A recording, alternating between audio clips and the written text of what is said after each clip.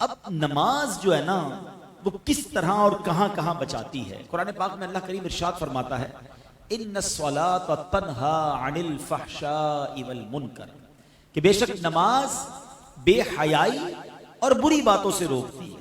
ये बड़ी कमाल की चीज है। लोग कहते हैं यार माशरे को ठीक करो। सच्ची बात यह है कि हम माशरे को नमाजी बना दें, बंदों को नमाज खुद ठीक कर लेगी।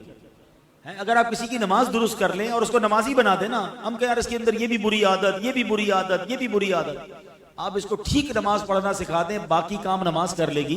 क्योंकि रब ने कुरान में फरमाया ना कि नमाज बेहयाई और बुरी बातों से रोकती है। एक और वाक़े से इस बात को समझिएगा, किताबों में लिखा ये भी वाक़या कि नुज़तुल मजालिस में किताब, बड़ा अजीब व गरीब वाक़या है कि एक शख्स जो है वो एक औरत पर आशिक हो गया।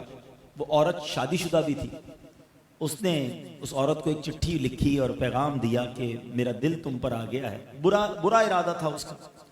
अब चूंकि औरत बड़ी समझदार थी और उसका जो शौहर था ना वो मस्जिद का इमाम था, परहेजगार भी था, समझदार भी था। उसने अपने शौहर को पर्ची दी कि देखें इस तरह मुझे एक शख्स ने पर्ची दी है।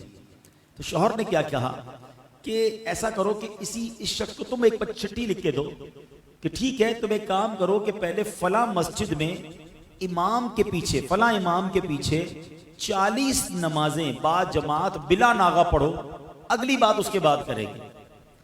अब उसके दिमाग में इश्क का भूत सवार था। उसने कहा चलो ठीक है, लगता है कोई काम बन जाएगा। वो 40 नमाजों तक, 40 दिन तक, बल्कि 40 दिन तक पांचों नमाजें वो बिला नागा उस मस्जिद में जाता और इमाम साहब के पीछे अदा करता। पढ़ता रहा, पढ़ता रहा, पढ़ता रहा, दिल पर असर होता रहा। सुभान रब्बियल आला, सुभान रब्बियल अज़ीम, अल्लाहु अकबर, हैं अल्लाह की बारगाह में दुआएं करता रहा, नमाजें पढ़ता रहा।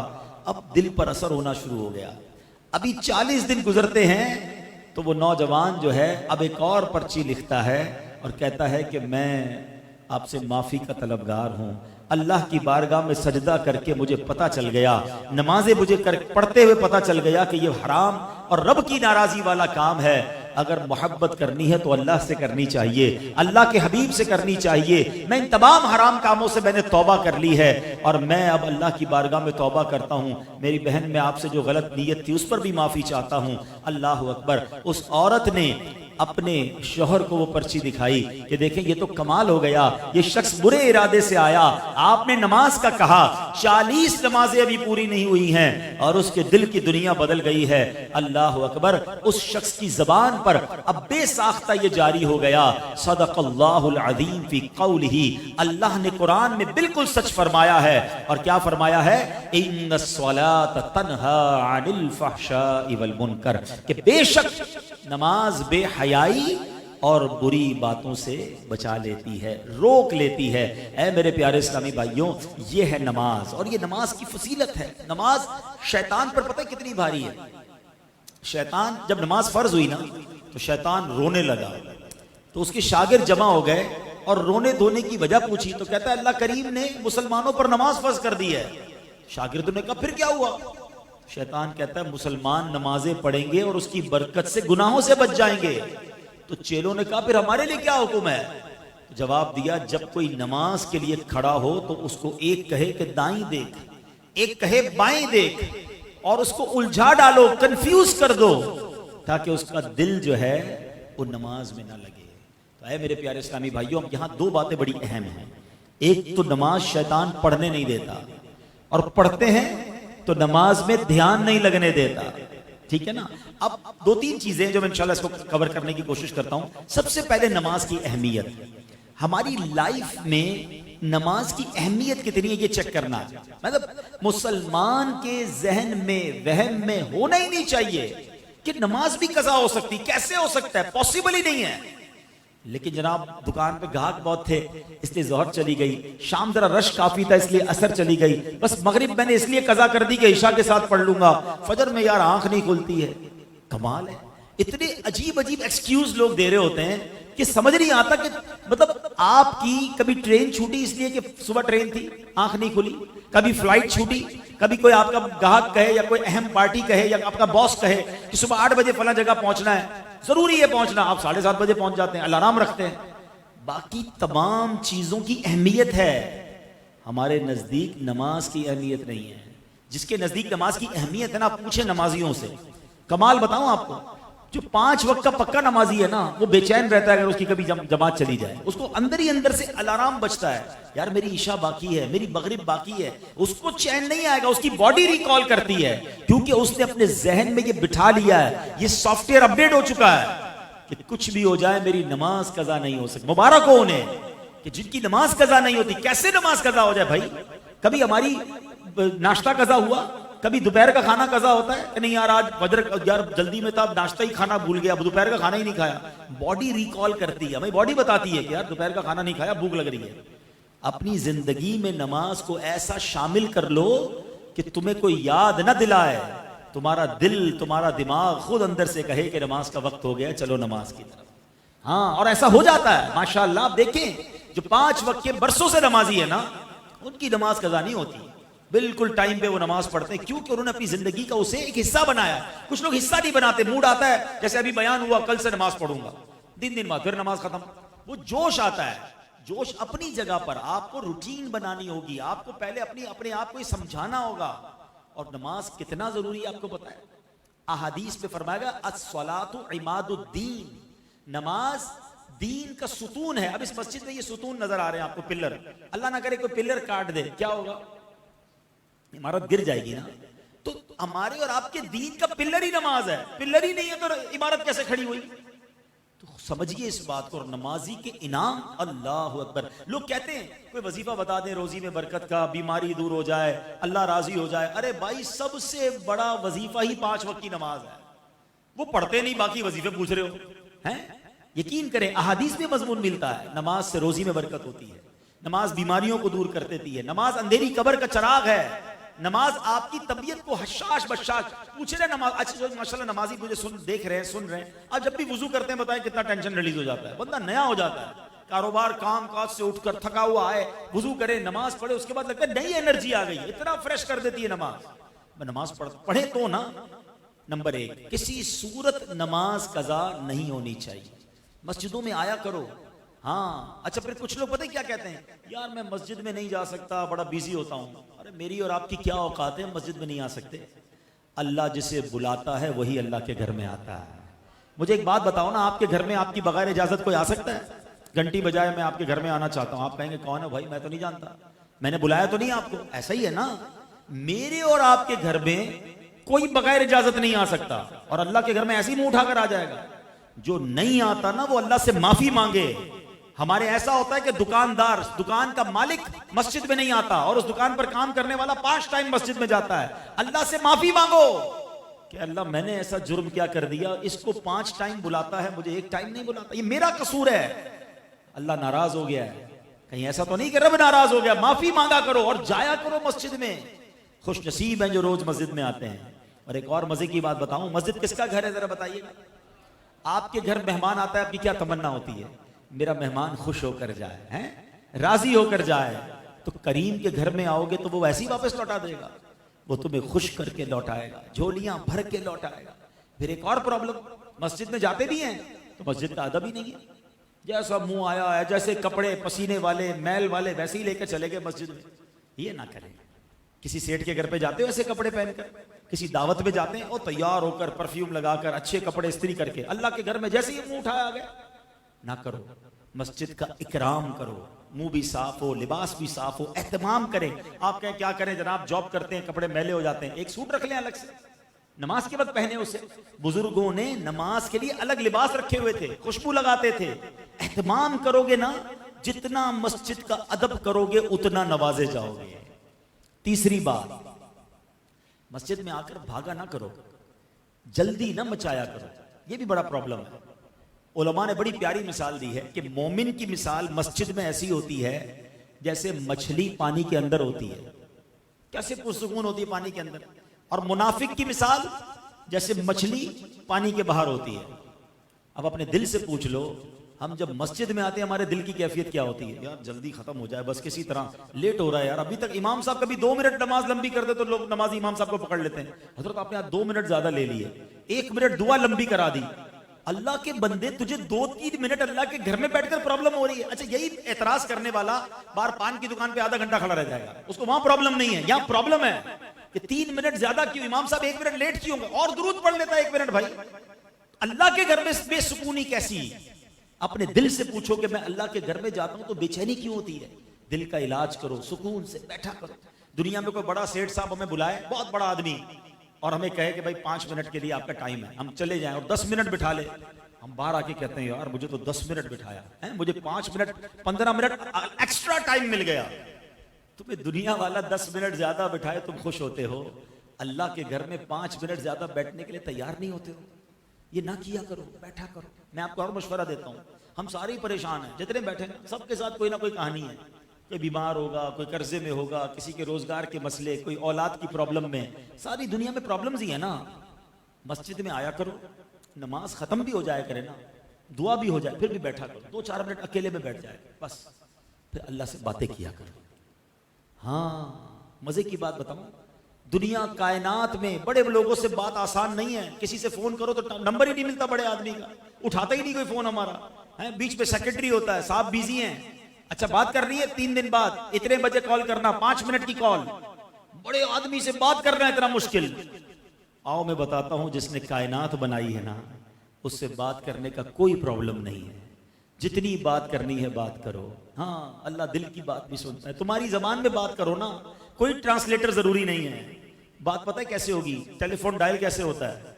मौला अली फरमाते हैं कि जब मेरा जी चाहता है रब मुझसे बात करे, मैं कुरान पढ़ने लग जाता हूं, और जब जी चाहता है मैं रब से बात करूं तो मैं दुआ करने लग जाता हूं।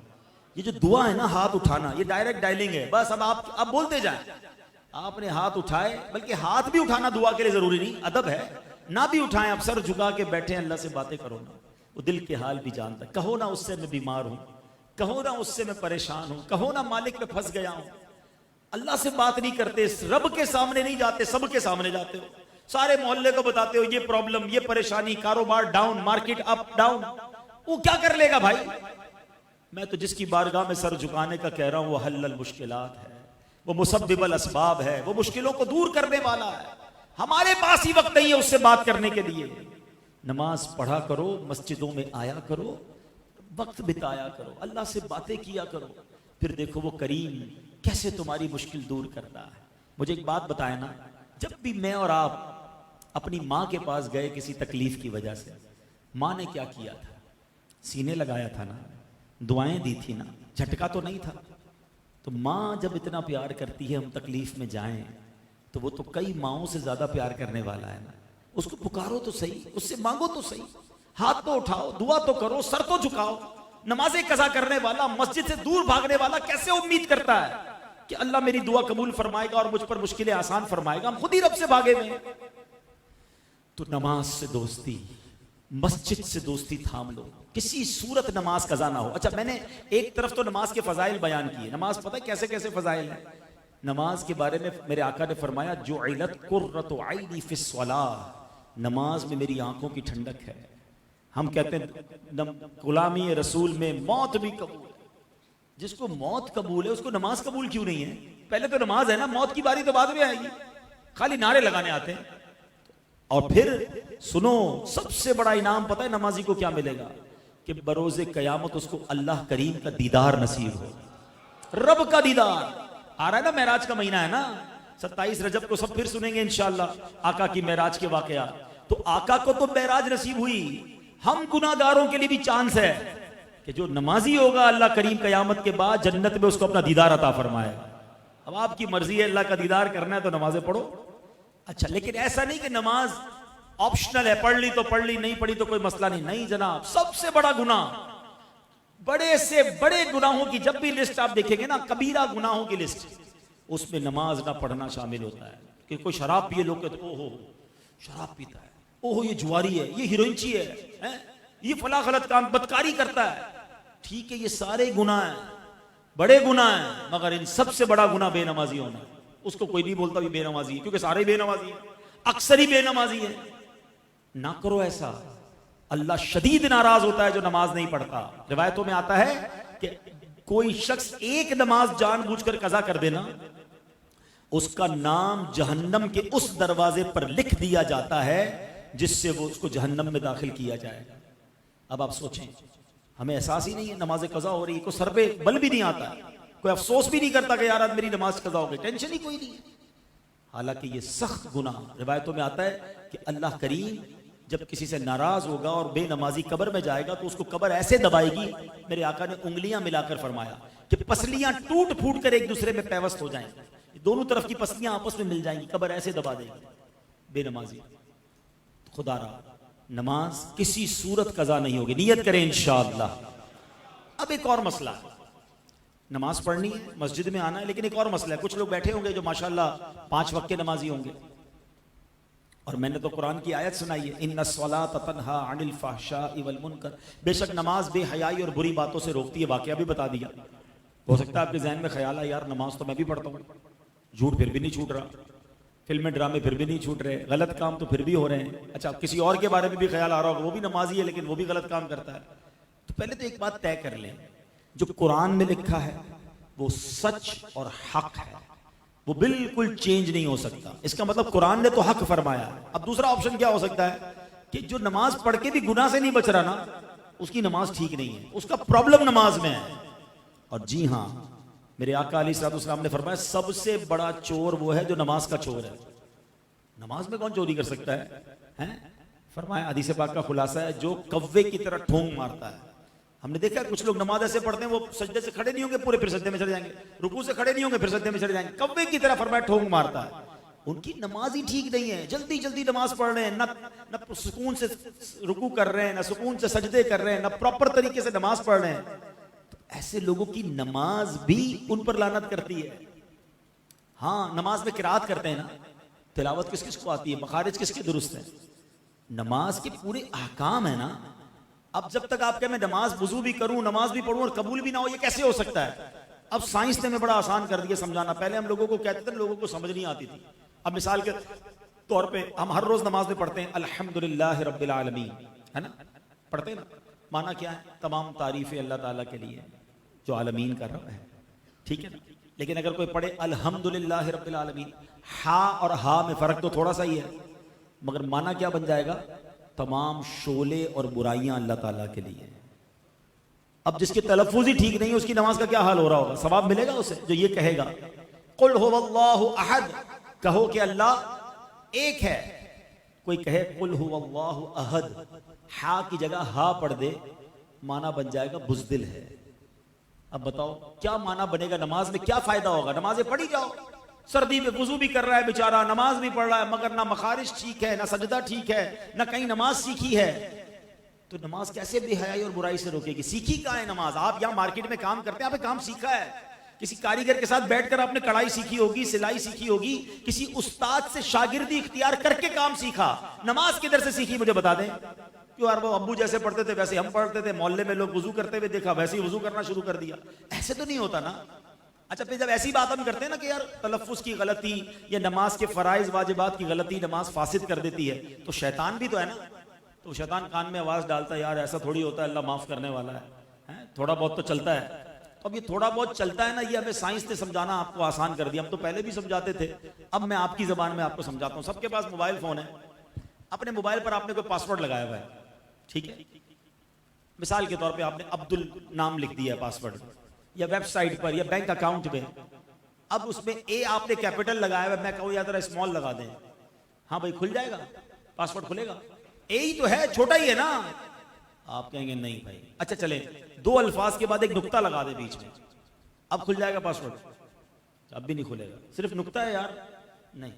अच्छा नुक्ता भी नहीं, स्पेस दे दे सिर्फ बीच में, अब खुल जाएगा, अब भी नहीं खुलेगा। अच्छा कमाल है यार, तुम्हारी वेबसाइट में ना स्पेस चले ना नुक्ता चले, और मेरे रब के कुरान में जैसे पढ़ो चल जाए। वहां समझ आ रही है सारी बातें कि भाई जैसा पासवर्ड है वैसा ही लगाना होगा, और नमाज अपनी मर्जी की पढ़ो और क्या अल्लाह कबूल कर लेगा। ऐसा ना करो। अरबी जबान उसके अपने तकाजे हैं, अपने मखारिज ठीक करें, अपनी तिलावत ठीक करें, अपने सजदे रुकू ठीक करें। अब मैं कमाल बताता हूं दावत इस्लामी का। यूं तो दावत इस्लामी के हम पर बड़े एहसान हैं, मगर मैं समझता हूं कि पिछली कई सदियों में जिस अंदाज से दावत इस्लामी वालों ने नमाज सिखाने का एहतमाम किया, नमाज कोर्स करवाए, फर्ज उलूम कोर्स करवाए, बच्चों के मदरसों के साथ बड़ों के मदरसे बनाए ताकि किसी तरह लोगों के मखारिज ठीक हो जाए, इनकी तिलावत ठीक हो जाए, इनकी नमाज ठीक हो जाए। क्योंकि हमें यह पता है कि अगर हमने बंदे की नमाज ठीक कर दी, ये नमाज उस बंदे को ठीक कर देगी। हाँ, बंदा ठीक हो जाए, उसकी नमाज ये प्रॉपर पढ़ ले। क्योंकि रब ने कुरान में फरमाया, हमारा कोई कमाल नहीं, अल्लाह ने फरमा दिया कि नमाज बेहयाई और बुराई से रोकेगी। बस आप किसी तरह नमाज ठीक कर लो, बाकी इंशाअल्लाह नमाज अपना काम कर देगी। तो है मेरे प्यारे इस्लामी भाइयों, गल्फ मार्केट में काम करने वालों, आज मैं आपके पास एक ही पैगाम लेकर आया हूं कि प्लीज अपनी नमाज पर तवज्जो दें। पहली नीयत ये करें कि कुछ भी हो जाए, आज के बाद हमारी कोई नमाज कजा नहीं होगी। दूसरा, अब नमाज सही पढ़नी है, ये ज्यादा, ये उसके साथ ये भी जरूरी है ना, ठीक है ना।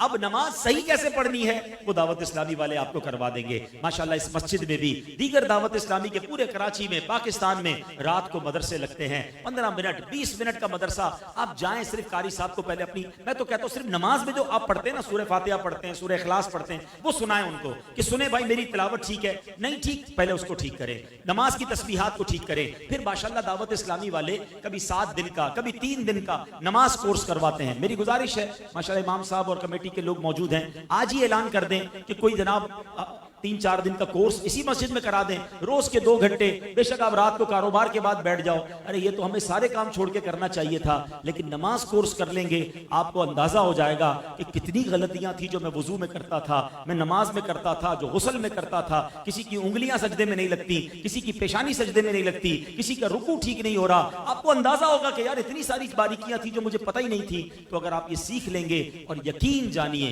जिस दिन नमाज ठीक हो गई ना, फिर हर सजदा तुम्हारे दर्जे बुलंद करता जाएगा, हर दुआ तुम्हारी इंशाअल्लाह मुश्किलें टालेगी, यही नमाज तुम्हारी रोजी में बरकत ले आएगी, यही नमाज तुम्हें इंशाअल्लाह बीमारियों से बचाएगी। मैं रब्बे करीम से दुआ करता हूं कि रब्बे करीम हमें 5 वक्त का पक्का नमाजी बना दे, अपने घर में बार बार आने की तौफीक अता फरमाए, और हम जो नमाज पढ़ें उस नमाज को सही तरीके से अदा करने की तौफीक अता फरमाए। आमीन बिजाहिन नबील अमीन सल्लल्लाहु तआला अलैहि वसल्लम, सल्लु अलल हबीब सल्लल्लाहु तआला अला मुहम्मद। अच्छा, अब एक माशाल्लाह ऐलान भी है कि दावत इस्लामी के तहत एक मस्जिद का तामीरी काम जारी है, कंस्ट्रक्शन के जुमला अखराजात के लिए ताउन फरमाएं। अब ये मस्जिद बाहर इस्लाम में मौजूद हैं, और ये गुल गोट न्यू सब्जी मंडी सुपर हाईवे पर शायद कोई मस्जिद बन रही है। 20 लाख रुपए उनको हाजत है, और ये भी नसीब वालों का काम है, क्योंकि जो अल्लाह के लिए मस्जिद बनाता है, अल्लाह उसके लिए जन्नत में घर बनाता है। तो अपने लिए, अपने मरहूमीन के लिए कुछ ना कुछ हिस्सा जरूर मिलाएं, सजदे होते रहेंगे, क़यामत तक हमें नेकियां मिलती रहेंगी इंशाअल्लाह अज़्ज़ व जल। जैसे मैंने कहा कि आज ज़ैनी आजमाइश का सिलसिला मैंने भी जाना है, इसलिए मैं थोड़ा मुख्तसर बयान किया।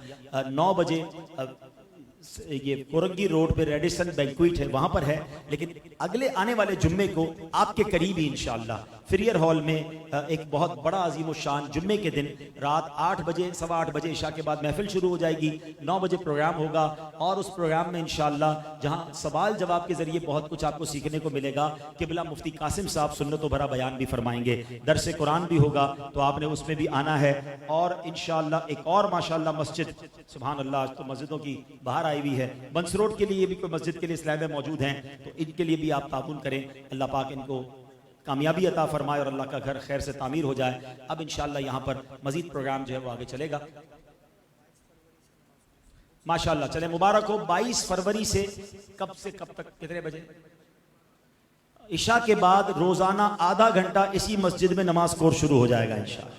कोई फीस नहीं लेंगे आपसे। दावत इस्लामी वाले बच्चे चाहते सीख लो यार, सीख लो, नमाजें दुरुस्त कर लो, तो कौन कौन आएंगे इंशाअल्लाह? आधा घंटा इशा के बाद आधा घंटा आ जाएं। अच्छा, कुछ लोग अगर देर से खत्म करते हैं ना, दुकान 10 बजे खत्म करते हैं, तो अगर आप कारी साहब हमारे इतने अच्छे होते हैं मुबल्लिगीन के, यार भाई एक कोर्स थोड़ा लेट भी करवा दो, वो लेट भी करवा देंगे। दावत इस्लामी वाले आपके टाइम के मुताबिक आपको पढ़ा देंगे, आप सीखने वाले बन जाओ, ताकि हम सबकी नमाज दुरुस्त हो जाए। अल्लाह पाक हम सबको अमल करने की तौफीक अता फरमाए। अल्हम्दुलिल्लाह रब्बिल आलमीन वस्सलातु वस्सलामु अला सय्यिदिल अंबिया वल मुरसलीन। अल्लाहुम्मा रब्बना आतिना फिद दुनिया हसनतन व फिल आखिरति हसनतन व क़िना अज़ाबन नार। मेरे मौला हम सब का जमा होना अपनी बारगाह में कबूल फरमा, हम सब के तमाम सगीरा कबीरा गुनाहों को मुआफ़ फरमा। आज हमने नमाज के बारे में सुना है, अल्लाह हमें 5 वक्त का पक्का नमाजी बना दे। ए अल्लाह सजदों की लज्जत भी अता फरमा, बा जमात नमाजें पढ़ने वाला बना दे। मेरे करीम मौला हमारी मुश्किलें आसान फरमा, हम सबको सही तरीके से सीख कर सही नमाज पढ़ने की तौफीक अता फरमा, सबकी झोलियां भर दे, सबकी मुरादें पूरी कर दे। इस मार्केट में कारोबार करने वालों पर खास रहमतों और बरकतों का नुज़ूल फरमा, हमारे वतन पर खास नजर फरमा। जो मुश्किल घड़ी आई है, जो मुश्किल वक्त आया है, अल्लाह हमारी मईशत को अपने करम से सहारा अता फरमा। अल्लाह महंगाई के तूफान को दूर कर दे। रब्बी यस्सिर वला तुअस्सिर वतम्मिम लना बिल खैर या फत्ताहु व बिका नस्तईन व उफव्विदु अमरी इलल्लाह इन्नल्लाह बसीरुम बिल इबाद। मेरे मौला हमको जल्दी जल्दी मक्के मदीने की हाज़िरी नसीब फरमा। वसल्लल्लाहु तआला अला खैर खल्किही मुहम्मद व आलिहि व सहबिही अजमईन बिरहमतिका या अरहमर राहिमीन।